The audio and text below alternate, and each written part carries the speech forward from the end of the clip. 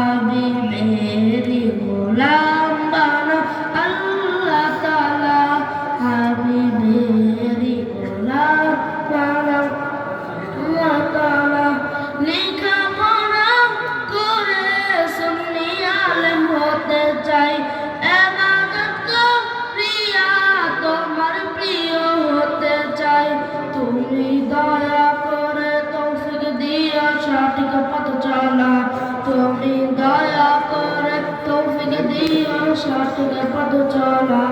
হাবিবেরি গোলাম বানা আল্লাহ তাআলা, হাবিবেরি গোলাম বানা আল্লাহ তাআলা।